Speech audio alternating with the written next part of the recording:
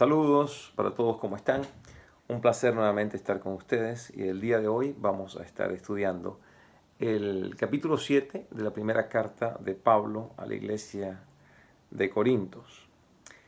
Y la carta, por lo menos este capítulo comienza con algo bastante interesante. Comienza diciendo, en cuanto a las cosas que me escribisteis.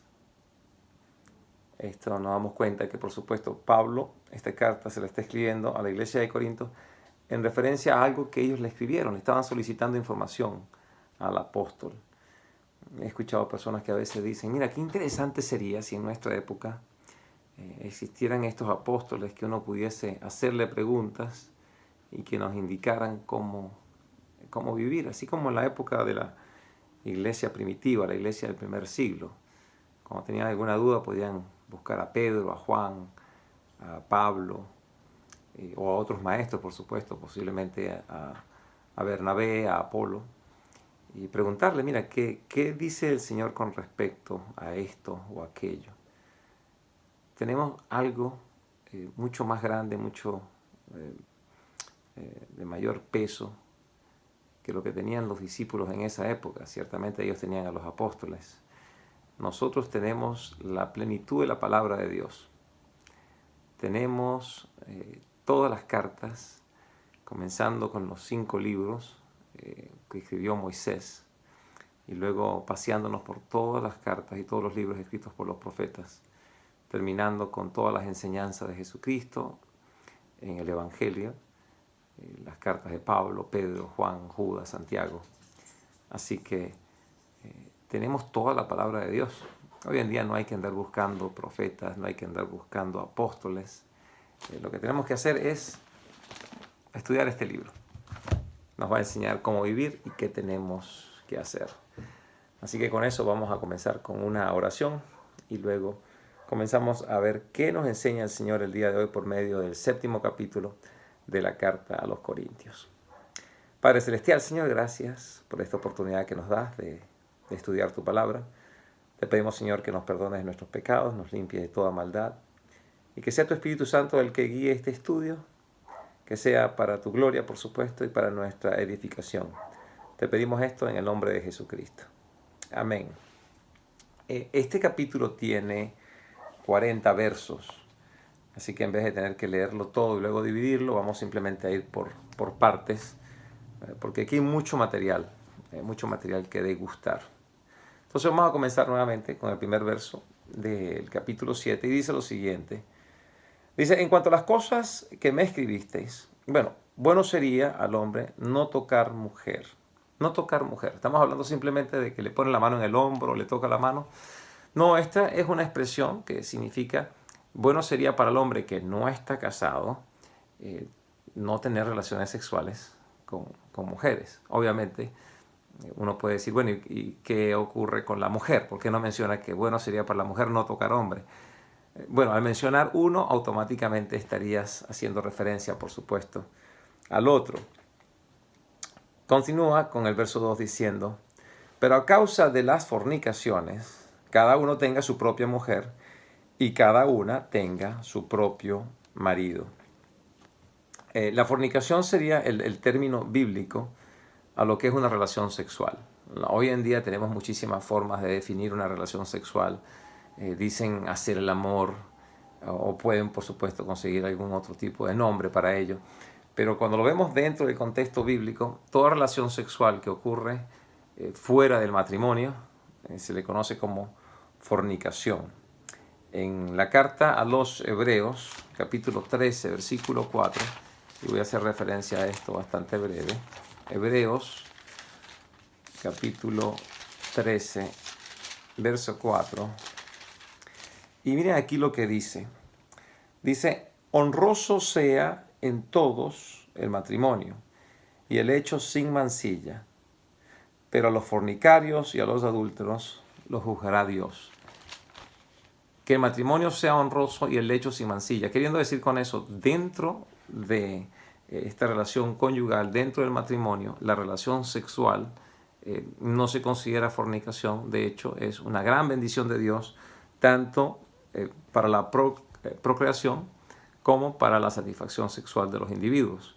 Así que dentro del contexto matrimonial no existe ningún tipo de pecado en la relación sexual del hombre y de la mujer. No así para aquel que es fornicario, porque obviamente que está fornicando es porque no está casado con esa persona con la que está teniendo sexo. El verso 3 dice de esta manera: el marido cumpla con la mujer el deber conyugal y asimismo la mujer con el marido. Hay un deber conyugal dentro del matrimonio.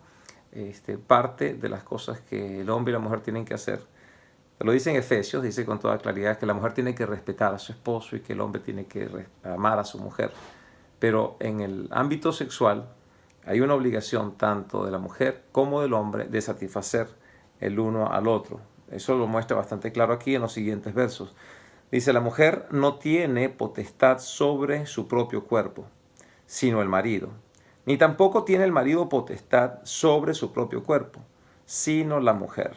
No os neguéis el uno al otro, a no ser por algún tiempo de mutuo consentimiento, para ocuparos sosegadamente en la oración, y volver a juntaros en uno, para que no os tiente Satanás a causa de vuestra incontinencia.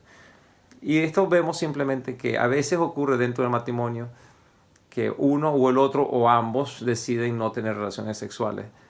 Bíblicamente hablando, no es correcto, porque pones a la pareja en una situación donde tiene deseo de tener relaciones sexuales.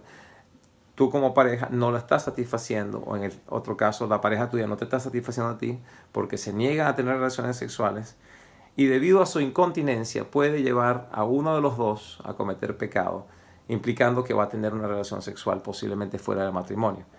No estoy yo justificando que el hombre o la mujer dentro del matrimonio, por no tener sexo con su pareja, se vaya a buscar a otra persona. He escuchado personas y casos que te dicen: bueno, pastor, mi esposa no tiene relaciones sexuales conmigo y por eso fue que lo hice. No, eso no es cierto. Si lo hiciste es precisamente por lo que dice aquí. Por tu incontinencia permitiste que Satanás te tentara y caíste en el pecado, pero no le podemos echar la culpa a Satanás. No puedes decir ante el Señor: Señor, la culpa no es mía, fue el diablo el que me obligó a hacerlo. No, para nada. Que la tentación se presente puede ser y posiblemente lo es, pero es por vuestra propia incontinencia. Así que para ayudarnos los unos a los otros, la mujer, tanto como el hombre, tienen que reconocer la necesidad sexual de su pareja y procurar satisfacerla para que esto no ocurra. El verso 6 dice lo siguiente: mas esto digo por vía de concesión y no por mandamiento. Quisiera más bien que todos los hombres fueran como yo, pero cada uno tiene su propio don de Dios, uno a la verdad de un modo y otro de otro. Entonces está hablando aquí Pablo con respecto a los dones. Y hay un don dado por Dios que es donde tanto el hombre como la mujer no tienen esa necesidad de pareja. Simplemente la necesidad sexual no es algo que los motiva, que los mueve. Y Pablo está diciendo: si ustedes fueran como yo, bueno, vamos a ver qué pasa, porque en realidad esto va a solucionar cierta cantidad de problemas. El verso 8. Digo esto pues a los solteros y a las viudas. No se lo está diciendo en este caso a las personas que están casadas. Es bastante específico. Digo esto a los solteros y a las viudas, que bueno les fuera quedarse como yo. Esto nos hace pensar con respecto a Pablo. Bueno, Pablo tiene dos posibilidades. Pablo o es soltero o es viudo. No va a ser casado porque entonces no hablaría de esta manera. Algunos dicen que era viudo por el hecho de que muy probablemente pertenecía al Sanedrín. Y se dice que aquellos que son miembros del Sanedrín tenían que ser casados. Yo estuve haciendo ciertas investigaciones al respecto. No conseguí mucha información que hablase de ello, así que no quiero ser tajante con respecto a Pablo. Si es que era soltero, si es que había sido viudo, si fue que se divorció. No quiero entrar en esos detalles porque luego de estudiar la Escritura y algunos otros autores, no me gustaría tomar una postura que no veo que sea claramente definida dentro de la Biblia. Lo que sí les puedo decir es que está diciendo él que él en este caso no tiene pareja ni tiene necesidad de tener una y preferiría que las personas estuviesen en una condición como la de él. Y luego él lo va a explicar, porque al parecer de esta manera la vida se hace un poco más fácil, tal vez un poco más llevadera. Verso 9 dice: Pero si no tienen don de continencia, cásense, pues es mejor casarse que estarse quemando. Quemando habla con respecto al deseo sexual. Si una persona tiene un deseo, una necesidad de tener unas relaciones sexuales o quiere tener familia, eso es algo que simplemente es su gran motivación en este mundo. Dice, si ese es el caso, entonces mejor cásate, porque más te conviene casarte y tener tu pareja que tener este deseo que últimamente te va a llevar, por supuesto, a cometer fornicación o inclusive te puede llevar a cometer adulterio. ¿Cuál sería la diferencia entre el adulterio y la fornicación? Bueno, el adulterio se refiere que uno de las dos personas que están en la fornicación está casado. Si ninguno de los dos está casado, entonces están cometiendo, los dos son fornicarios. Pero en el caso de que uno de los dos esté casado, entonces en el acto de la fornicación los dos se están convirtiendo ahora en adúlteros. Verso 10. Pero los que están unidos en matrimonio, mando yo, no yo, sino el Señor, que la mujer no se separe del marido. ¿Qué quiere decir con esto? Cuando dice no yo, sino el Señor. Estos estatutos han quedado bastante claros, bastante establecidos por el Señor ya con anterioridad. Y quiero llevarlo a ustedes, algunos pasajes que les van a demostrar que esto ciertamente es así.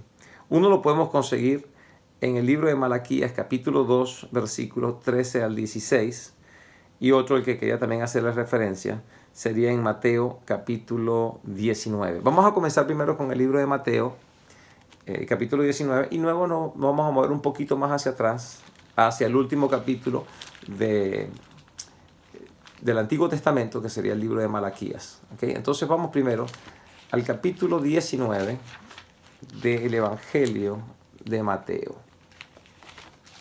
Capítulo 19 del Evangelio de Mateo. Aquí vemos a unos fariseos que quieren confrontar a Jesucristo y miren lo que les va a preguntar. Vamos a comenzarlo con el primer verso del capítulo 19. Dice, aconteció que cuando Jesús terminó estas palabras, se alejó de Galilea y fue a las regiones de Judá, al otro lado del Jordán.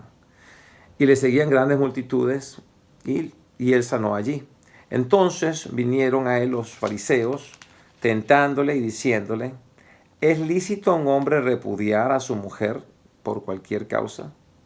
Y él respondió y les dijo, ¿no habéis leído que el que los hizo al principio, varón y hembra, los hizo? Cosa que es muy importante. Aquí en este caso Jesucristo está haciendo referencias al libro de Génesis. Jesucristo de una manera clara está apuntando, uno, a que es literal el que Dios haya creado al principio, hizo al hombre y a la mujer, y que de esta manera se va a establecer el orden dentro del matrimonio y dentro de la sociedad. La pareja está constituida por un hombre y por una mujer, no por dos hombres, no por dos mujeres, no por dos hombres y una mujer, no por dos mujeres y un hombre, y la cantidad de cosas que se están viendo hoy en día. Bíblicamente hablando, queda establecido en Génesis capítulo 1, versículo 27, que Dios hizo a un hombre y a una mujer. Nuevamente dice, ¿no habéis leído que Él lo hizo al principio, varón y hembra los hizo? Y dijo, por esto el hombre dejará a padre y madre y se unirá a su mujer y los dos serán una sola carne. Eso está en el segundo capítulo, versículo 24 del libro de Génesis. Así que no son ya más dos, sino una sola carne, y por tanto, lo que Dios juntó, no lo separa el hombre. Le dijeron, ¿por qué pues mandó Moisés a dar carta de divorcio y repudiarla? Él les dijo, por la dureza de vuestro corazón, Moisés os permitió repudiar a vuestras mujeres, mas al principio no fue así. Ustedes van a escuchar una y otra vez la palabra repudiar. Estoy leyendo la versión Reina Valera del año 1960. Muchas otras Biblias no dicen repudiar necesariamente, sino van a decir divorciarse. En realidad estamos hablando exactamente de lo mismo. Versículo 9 dice Jesucristo, y yo os digo que cualquiera que repudia a su mujer, salvo por causa de fornicación, y se casa con otra, adultera. Y el que se casa con la repudiada, adultera. Así que, excepto por el caso de fornicación, no hay ninguna razón por la cual un matrimonio se divorcie. A mí me ha tocado tristemente tener consultas con personas que están pasando por momentos muy difíciles dentro de sus matrimonios y algunas no ven ninguna otra salida más allá que el divorciarse. Y no necesariamente por estas causas. Cuando la situación es muy, muy difícil, yo les he recomendado, porque en realidad no vienen a pedirle a John Paul consejos, sino quieren conocer qué dice la palabra de Dios. No les puedo decir divórciense cuando justamente la palabra está hablando de que el único motivo para que exista ese divorcio sería la fornicación de la pareja. Les digo, sepárense entonces. Y estamos hablando de casos muy fuertes. Y ustedes pueden imaginarse qué clase de casos son. Yo les diría, sí, tal vez algo como eso. Entonces lo que pueden hacer es separarse, no tener contacto. Y con el favor de Dios, las personas, cualquiera de las dos o una de las dos, se arrepienta, se han transformado. Y pueden ser casos muy, muy, muy difíciles. Pero por lo menos bíblicamente no le puedo nunca aconsejar a una persona que se divorcie cuando la palabra de Dios dice que el divorcio es exclusivamente en caso de fornicación. Así lo explicó Jesucristo. Vamos a ir ahora al capítulo 2 de Malaquías y dense cuenta cómo Jesucristo está expandiendo algo que ya venía existiendo en el Antiguo Testamento. Versículo 13 del capítulo 2 de Malaquías dice lo siguiente: y esta otra vez habéis de cubrir el altar de Jehová de lágrimas, de llanto y de clamor. Así que no miraré más la ofrenda para aceptarla con gusto de vuestra mano. Mas diréis, ¿por qué? Porque Jehová ha atestiguado entre ti y la mujer de tu juventud, contra la cual has sido desleal, siendo ella tu compañera y la mujer de tu pacto. Queriendo decir con esto, la mujer con la que te casaste, tu esposa. ¿No hizo él uno, habiendo en él abundancia de espíritu? Eso es una pregunta. ¿No existía en Dios mismo, cuando creó al hombre y a la mujer, una abundancia de espíritu? O sea, que cuando Dios creó al hombre y a la mujer, ¿estaba limitado para solamente crear uno, un hombre, y de él una mujer? No, lo contrario, Dios tiene abundancia de espíritu. Pero él, teniendo esa abundancia de espíritu, con todo y eso hizo solamente a una pareja, un hombre y una mujer. Nuevamente la pregunta, ¿no hizo a él uno, habiendo en él, Dios, abundancia de espíritu? ¿Y por qué uno? Aquí viene la respuesta a la pregunta. Porque buscaba una descendencia para Dios. Guardaos pues en vuestro espíritu y no seáis desleales para con la mujer de vuestra juventud. Porque Jehová Dios de Israel ha dicho que él aborrece el repudio y al que cubre de iniquidad su vestido. Dijo Jehová de los ejércitos, guardaos pues en vuestro espíritu y no seáis desleales. Me doy cuenta ahí cuando dice guardaos pues en vuestro espíritu. Proviene del espíritu del hombre, de un espíritu de rebeldía, el rechazar a la esposa con la cual ya se ha casado. Cuando Dios te está diciendo, si estás unido en una sola carne, no lo separe el hombre. Dios pudo haber hecho de manera no arbitraria, pero según el plan de Dios, que el hombre tuviese muchas mujeres, que es el deseo de algunos hombres. Y a veces me pongo a pensar, bueno, pero si es tan difícil a veces tener un matrimonio con una sola mujer, porque para hacerlo bien hay que dedicarle tiempo. Entonces, si no puedes hacerlo bien con una mujer, imagínate con dos o tres. Lo mismo para una mujer. Si una mujer piensa, lo que llaman poliandra, tener muchos hombres, si no puede ser una buena esposa con uno, imagínate con varios. Lo ideal sería solamente un hombre y una mujer. Ese es el propósito y el plan de Dios. Vamos entonces ahora con el versículo, creo que me quedé en el versículo 7, tal vez. No, perdón, me quedé en el versículo 10. Pero los que están unidos en matrimonio mando, no yo, sino el Señor, que la mujer no se separe de su marido. Y si se separa, quédese sin casar o reconcíliese con su marido, y que el marido no abandone a su mujer. Continuamos, versículo 12. Y a los demás yo digo, no al Señor. Queriendo decir con eso, no lo van a conseguir en el Antiguo Testamento, no está, es algo que se dijo dentro de las cartas de los evangelios, que por cierto, cuando Pablo escribe la carta a los Corintios, no tenemos evidencia de que los evangelios todavía hayan sido escritos. Y lo dice entonces de esta manera, lo mando yo, no lo digo el Señor. Si algún hermano tiene una mujer que no sea creyente y ella consiste en vivir con él, no la abandone. ¿Qué tal les parece eso? Si usted está casado con... Bueno, él está hablando de algo con referencia, por supuesto, a 1950, tantos años atrás. Pero Hoy en día existen personas, a mí me ha pasado, personas con las que consulto que me dicen, mira, yo me casé y nuestro matrimonio es horrible, pero yo acepté a Jesucristo, ahora soy una nueva criatura y ahora me gusta ir a la iglesia, leer mi Biblia y canto y me gozo en el Señor, pero a mi pareja no le gustan esas cosas. Así que yo estoy pensando que la voluntad de Dios es que yo abandone a mi pareja y me consiga una mujer cristiana o un hombre cristiano. Y les tengo que decir yo, ustedes, ¿cuánto tiempo tienen de haber nacido de nuevo? Porque me doy cuenta que lo que están diciendo habla básicamente de no entender lo que es el propósito de Dios. Miren lo que dice aquí nuevamente. Si algún hermano tiene una mujer que no sea creyente y ella consiente en vivir con él, no la abandone. Y si una mujer tiene un marido que no sea creyente y él consiente en vivir con ella, no la abandone. Pero el marido incrédulo, porque el marido incrédulo es santificado en la mujer y la mujer incrédula en el marido, pues de otra manera vuestros hijos serían inmundos, y mientras que ahora son santos. A veces la gente lee esto y dice, no entiendo, o sea que por yo haberme salvado, por yo haber puesto mi fe y confianza en Jesucristo, entonces mi pareja ahora es santa, se vaya también al cielo, lo vamos a ir juntos. No, a eso no es lo que se refiere. Existe cierta cobertura, cierta protección de Dios sobre tu persona que se extiende a tu pareja y a tus hijos. Pero no estamos hablando de salvación, estamos hablando de mucha bendición, de mucha cobertura, de mucha protección, pero no de salvación.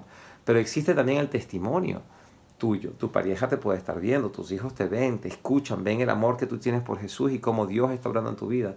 Eso es un testimonio muy bello que puede impactar y que debe impactar el corazón de las personas a tu alrededor, especialmente a tu pareja.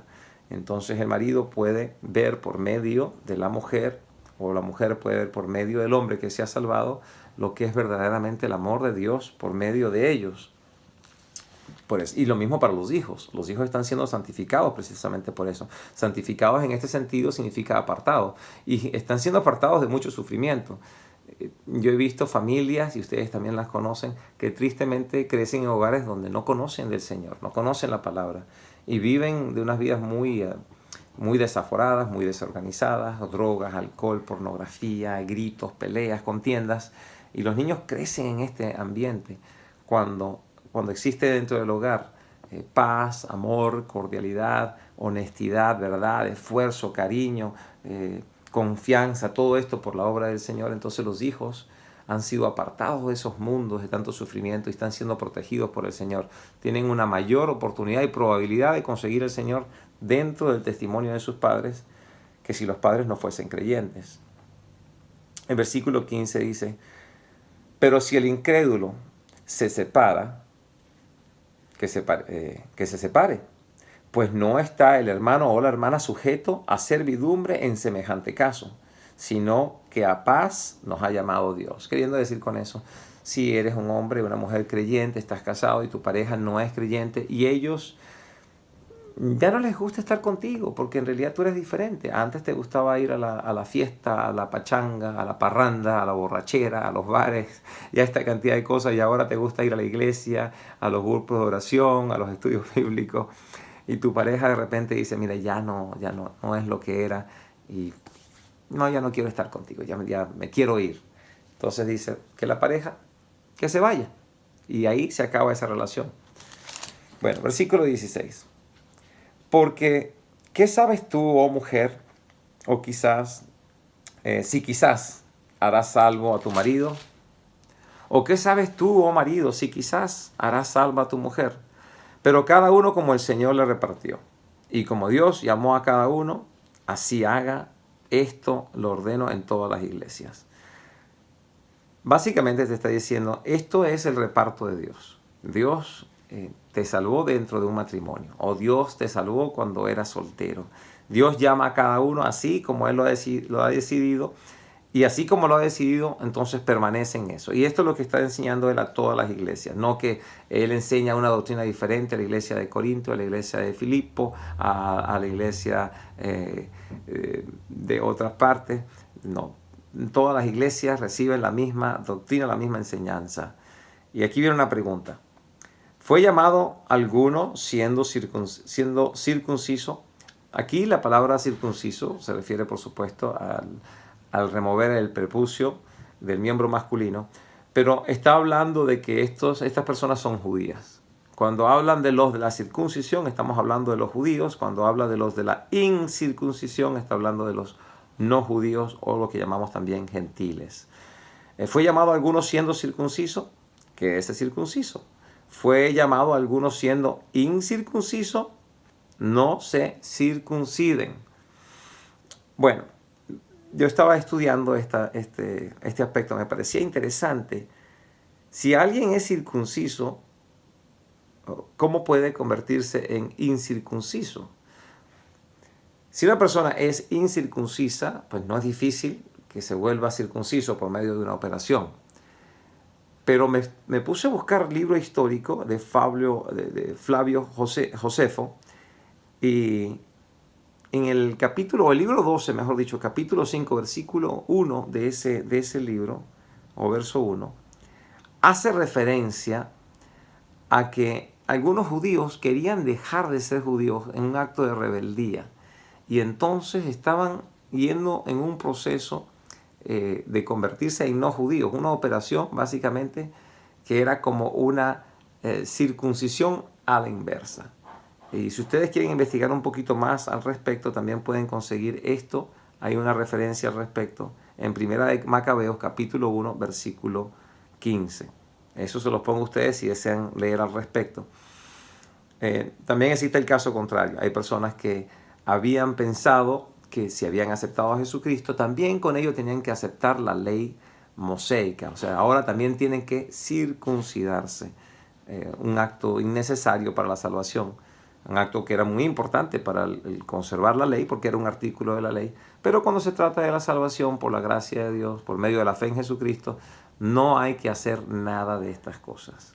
Si Dios por su gracia te ha salvado, no te vas a mantener salvo por cumplimiento de estatutos, leyes y regulaciones. No. Si Dios te salvó por su gracia, entonces por su gracia te va a mantener salvo. Pero por supuesto, aquella persona que es salva ahora quiere vivir de acuerdo a esa condición. Y el requerimiento para vivir de acuerdo a esa condición es amar. Eso en realidad ahí se cumplen todos los mandamientos y todas las leyes, todos los estatutos en el amor. Versículo 19 dice, la circuncisión nada es, y la incircuncisión nada es, sino el que guarda los mandamientos de Dios. Cada uno en el estado en el que fue llamado, en él se quede. ¿Fuiste llamado siendo esclavo? Que no te quede cuidado. Pero también, si puedes hacerte libre, procúralo más. Porque el que en el Señor fue llamado siendo esclavo, liberto es en el Señor. Y si asimismo el que fue llamado siendo libre, esclavo es de Cristo. Por precio fuisteis comprados, no os hagáis esclavos de los hombres. En la condición en la que viniste al Señor. Hace casi 2000 años atrás, si eras un esclavo cuando recibiste este don maravilloso de la salvación, no busques y te esfuerces y te empeñes en quedar libre de tu esclavitud. Más bien busca y te esfuerzas en acercarte cada día más al reino de Dios y su justicia, comportándote como Dios manda, amando al prójimo, inclusive amando a aquella persona que te había comprado como esclavo, se había apropiado de ti, si fue un esclavo de esos que atrapaban dentro de la guerra. Simplemente cuida de tu amo. A eso se refiere el amor principalmente. Pero dice allí con toda claridad, si existe la oportunidad de recibir tu libertad, bueno, qué bueno, entonces hazte libre.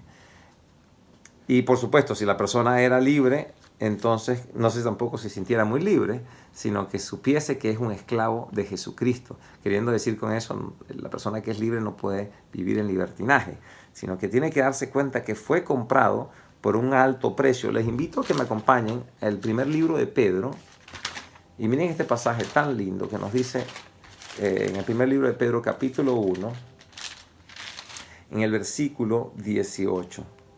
Dice lo siguiente: sabiendo que fuisteis rescatados de vuestra vana manera de vivir, la cual recibisteis de vuestros padres, no con cosas corruptibles como oro y plata, sino con la sangre preciosa de Cristo, como un cordero sin mancha y sin contaminación, ya destinado desde antes de la fundación del mundo, pero manifestado en los postreros tiempos por amor a vosotros, y mediante el cual creéis en Dios, quien le resucitó de entre los muertos y le ha dado gloria, para que vuestra fe y esperanza sean en Dios. Y me parece que es súper importante lo que vemos aquí en el verso 19, dice, sino con la sangre preciosa de Cristo. Fuimos redimidos, fuimos comprados, pero no con oro y no con plata, no con piedras preciosas, no con cosas temporales, sino con algo que tiene un gran valor. ¿Y qué puede tener más valor que el mismo Hijo de Dios, Jesucristo? Y la sangre de Jesucristo, donde está esta vida corporal de Él, es vertida en la cruz del Calvario para dar y comprar el perdón de todos aquellos que ponen su fe en Jesucristo. Y por eso le está diciendo, por precio fuisteis comprados, no os hagáis esclavos de los hombres. No podemos permitir que ninguna cosa nos esclavice. Hay una referencia bien bonita al respecto aquí en el capítulo 6 de Primera de Corintios. Tengo una nota aquí que me está tapando ese capítulo, esa parte. Pero dice lo siguiente, el apóstol Pablo, versículo 12 del capítulo 6 de esta primera carta a los Corintios. Todas las cosas me son lícitas, mas no todas convienen. Todas las cosas me son lícitas, mas yo no me dejaré dominar de ninguna. Algunas versiones dicen, yo no me dejaré someter o esclavizar por ninguna. Me ha pasado como cristiano que a veces he ido a alguna fiesta y alguien me dice, oye, ¿te gustaría tomarte un licor? Y le digo, no, muchísimas gracias. Tal vez una limonada. Y me han dicho, es porque eres cristiano. Como eres cristiano tú no puedes tomar licor. Le digo, no, no es por eso. Y esta cita me viene a la mente. Todas las cosas me son lícitas, mas todas no me convienen. Y no voy a permitir que ninguna me esclavice. Así tenemos que procurar vivir nuestras vidas. No es tanto lo que puedes hacer y lo que no puedes hacer. Porque en Cristo Jesús tienes muchísima libertad. Pero ¿para qué quieres usar esa libertad? ¿Y cómo quieres vivir? Si quieres vivir una vida que a Dios le complace y que demuestre el amor que tiene por ti, entonces tienes que vivir una vida donde no te esclavizas con ninguna de estas cosas y le das un buen ejemplo a las demás personas a tu alrededor. El verso número 24 continúa diciendo, cada uno, hermanos, en el estado en el que fue llamado, así permanezca para con Dios. En cuanto a las vírgenes, no tengo mandamientos del Señor, mas doy mi parecer, como quien ha alcanzado misericordia del Señor para ser fiel. Tengo, pues, esto por buena causa de la necesidad que apremia, que ahora bien el hombre en quedar como está. Voy a repetir eso, perdón, no creo que lo haya leído bien. Tengo pues de esto por buena causa de la necesidad que apremia, que ahora bien el hombre en quedar como está. ¿Está ligado a una mujer? Dice, no procure ser soltero. Está libre de la mujer, no procure casarte. Si una persona está, por las causas en las que estaban viviendo, y yo pienso en realidad que aquí Pablo está hablando de la situación en particular que estaban viviendo en estos días dentro de la iglesia, existe una gran persecución. Pablo inclusive fue parte de esos que perseguían a la iglesia. Lo podemos ver con toda claridad en el capítulo 7 y 8 de la carta de Hechos de los Apóstoles, como Pablo está allí precisamente cuando matan al primer mártir de los cristianos, a Esteban. Hay una gran persecución hacia la fe y debido a esos tiempos que son tan apremiantes, con tanto sufrimiento, le está diciendo, si un hombre está casado, que no busque soltería, que no busque divorciarse y separarse de ella. En lo contrario, si el hombre no está casado, no busque tampoco casarse. Procuren vivir en ese momento, el día a día, para buscar servirle mejor al Señor. Va a explicar un poco más esto al respecto más adelante. Dice en el versículo 28, mas también si te casas, dice, no pecas. Yo creo que esto tiene que ver en relación con algo que Pablo va a procurar luego escribirle a Timoteo en la primera carta que él escribe a su discípulo, a Timoteo. Y él le hace referencia a que habrán ciertos maestros falsos que van a enseñar doctrinas demoníacas. En la primera carta a Timoteo, en el capítulo 4, dice lo siguiente. Dice, pero el Espíritu dice claramente que en los postreros tiempos algunos apostarán de la fe, y escuchando a espíritus engañadores y a doctrinas de demonios por la hipocresía de mentirosos, que teniendo cauterizada la conciencia, prohibirán casarse y mandarán a abstenerse de alimentos que Dios creó para que con acción de gracias participen de ellos los creyentes y los que han conocido la verdad. Van a llegar personas que van a comenzar a enseñar que lo mejor que un hombre puede hacer es mantenerse sin casarse, lo que llaman no solamente la abstinencia, pero sí, cuídate de algunos alimentos y no toques a las mujeres, no tengas relaciones sexuales, pero eso es para el resto de tu vida. Y te está diciendo aquí que en realidad eso es una doctrina demoníaca, porque lo estaban haciendo con la intención de acercarse más a Dios. Como diciendo, si el hombre satisface los deseos sexuales que tiene y los deseos naturales de comer, aunque sean en relaciones santas como el matrimonio, dice, no es bueno. Lo mejor que el hombre puede hacer para satisfacer a Dios es no casarse y no comer ciertos alimentos. Ellos tenían la impresión que dentro del matrimonio inclusive las relaciones sexuales eran simplemente cuestión de vanidad, cuestiones carnales, no hay necesidad de hacer eso, ni siquiera para qué casarse. Y también con respecto a los alimentos, pensaban que ciertos alimentos alejaban a la gente de Dios y otros alimentos los hubiesen acercado a Dios. O lo otro, que es básicamente mantener una vida bastante, creo que se llama ascética, donde te cuidas de tantas cosas como una parte religiosa de tu comportamiento hacia Dios. Pero Pablo está diciendo, esas son doctrinas demoníacas, porque Dios no está buscando que el hombre se acerque a Él dejando de ser hombre. El hombre fue creado con deseos y necesidades que pueden ser satisfechas de una manera santa dentro de esta relación sexual matrimonial y comiendo sin gula, cosas por el estilo. Entonces, él está diciendo que aquel que se casa no está pecando. Y ahora lo va a traer hacia el caso de la mujer. Dice, y la doncella que se case no peca, pero los tales tendrán aflicción de la carne, y yo se los quiero evitar. Es algo muy sencillo. El matrimonio no es fácil y hay dificultades dentro del matrimonio. Y te está diciendo, esas dificultades van a surgir. Yo se las estoy tratando de evitar. Si es que ustedes no tienen necesidad de casarse, no se casen. Ahora bien, si se casan, no pecan. Dice, por esto digo, hermanos, que el tiempo es corto y resta pues que los que tienen esposa sean como los que no la tuvieren, y los que lloran como si no llorasen, y los que se alegran como si no se alegrasen, y los que compran como si no poseyeren, y los que disfrutan del mundo como si no lo disfrutasen, porque la apariencia de este mundo se pasa. El tiempo se está acabando. No vivan para las cosas mundanas, y no vivan. No es fácil de entenderlo, quiero que lo sepan, especialmente cuando está escrito con este español algo arcaico, porque no necesariamente hablamos así ahora. Pero básicamente lo que está diciendo, si estás sufriendo, no sufras de sobremanera. Yo conozco personas que se aplastan un dedito y lloran como si fuera por un día, como si le hubiesen amputado un brazo. Y dicen, no, si estás sufriendo, pero no sufras tanto. O cuando se ríen a carcajadas y se caen al piso y lloran y como si... No, si te dio gracia tampoco es para tanto. Y la gente que deja de servir, no es que me casé, no puedo estar sirviendo. Te casaste, está bien, pero no, tu vida no es solamente para que sirvas a tu esposo, también sigue sirviendo al Señor. Entonces están buscando básicamente ese balance. ¿Por qué? Porque las cosas, todas estas, son pasajeras. El mundo está pasando. Versículo 32. Quisiera pues que yo estuviese sin congoja o sin tristeza. El soltero tiene cuidado de las cosas del Señor y de cómo agradar al Señor. Pero el casado tiene cuidado de las cosas del mundo y de cómo agradar a su mujer. A él le gustaría que ustedes no sufran por estas cosas, pero ustedes van a sufrir. Estaba hablando con un muchacho que me dice, pastor, dame un consejo, antes de que yo me case. Yo le digo, te voy a dar un consejo.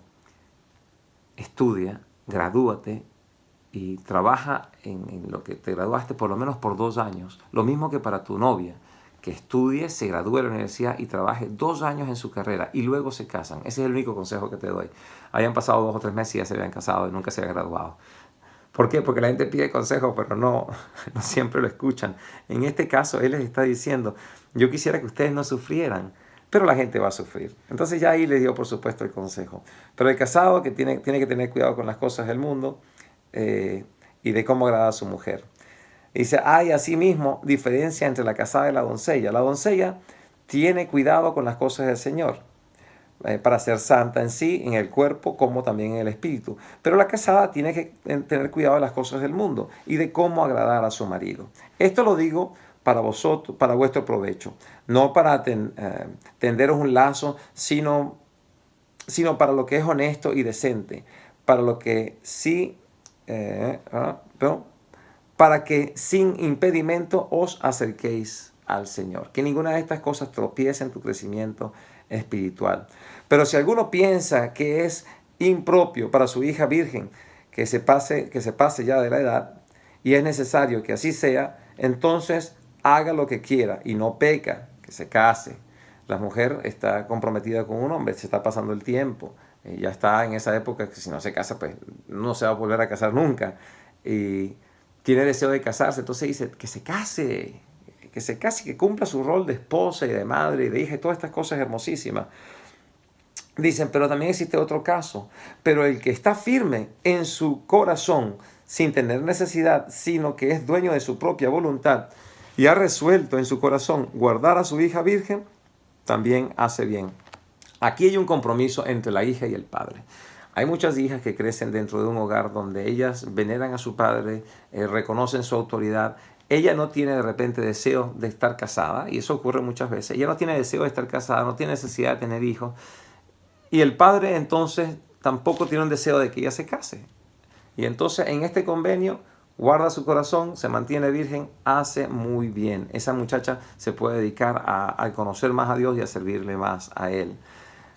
De manera que el que la da en casamiento hace bien y el que no la da en casamiento hace mejor. La mujer casada está ligada por la ley mientras su marido vive, pero si su marido muere, libre es ella para casarse con quien quiera, con tal que sea en el Señor. Hay referencia a esto también a la carta de Romanos en el capítulo 7, versículo del 1 al 3, pero la referencia tiene que ver también con la ley. Aquel que vive dentro de la ley de Moisés no puede sujetarse a la gracia, que es el perdón del pecado por medio de la fe en Jesucristo. Tienes que salirte de un matrimonio, que es el matrimonio de la ley, para luego casarte con la gracia y nacer de nuevo en Jesucristo. Pero una vez que te has casado de nuevo con la fe en Jesucristo y estás en la obra de la gracia, no puedes procurar comportarte como cuando estabas en la ley. Entonces, a eso se refiere en el capítulo, se lo voy a leer. Creo que se va a hacer más fácil y tenemos algo de tiempo. Se los voy a leer aquí. Capítulo de Romanos. Dice, ok. ¿Acaso ignoráis, hermanos, pues hablo con los que conocen la ley, que la ley se enseña del hombre, que la ley se enseñorea del hombre, entre tanto éste vive? Porque la mujer casada está sujeta por la ley al marido mientras éste vive. Pero si el marido muere, ella queda libre de la ley del marido. Y así que, si en vida del marido se une con otro varón, ésta será llamada adúltera.